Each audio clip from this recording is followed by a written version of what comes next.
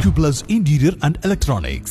തദ്ദേശ തിരഞ്ഞെടുപ്പിൽ വോട്ടെടുപ്പിന് പാലക്കാട് ജില്ലയിൽ 4366 കൺട്രോൾ യൂണിറ്റുകളും 12393 ബാലറ്റ് യൂണിറ്റുകളും സജ്ജമാക്കും. വോട്ടിംഗ് യന്ത്രങ്ങൾ വിതരണ കേന്ദ്രങ്ങളിലേക്ക് കൊണ്ടുപോകുന്നത് ആരംഭിച്ചു. ആദ്യഘട്ട പരിശോധന കഴിഞ്ഞ് പ്രവർത്തന സജ്ജമായ ഇലക്ട്രോണിക് വോട്ടിംഗ് മെഷീനുകൾ ജില്ലകളിലെ സ്ട്രോങ് റൂമുകളിൽ മാറ്റി തുടങ്ങി. ഡിസംബർ 5, 6, 7 തീയതി മുതൽ സ്ഥാനാർത്ഥികളെ ഉൾപ്പെടുത്തി വോട്ടെടുപ്പിന് സജ്ജമാക്കി സ്ട്രോങ് റൂമിൽ സൂക്ഷിക്കും.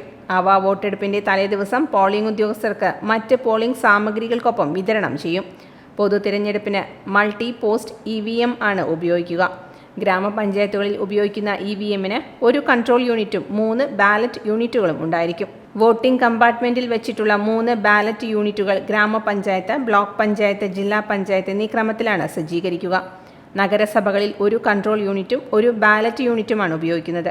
ഒരു ബാലറ്റ് യൂണിറ്റിൽ 15 വരെ സ്ഥാനാർത്ഥികളെയാണ് ക്രമീകരിക്കുന്നത്. ഏതെങ്കിലും തലത്തിൽ മത്സരിക്കുന്ന സ്ഥാനാർത്ഥികളുടെ എണ്ണം 15-ൽ കൂടുതലുണ്ടെങ്കിൽ രണ്ടാമതൊരു ബാലറ്റ് യൂണിറ്റ് കൂടി സജ്ജമാക്കും. 16 മുതലുള്ള സ്ഥാനാർത്ഥികളുടെ വിവരം രണ്ടാമത്തെ ബാലറ്റ് യൂണിറ്റിലാണ് ക്രമീകരിക്കുക.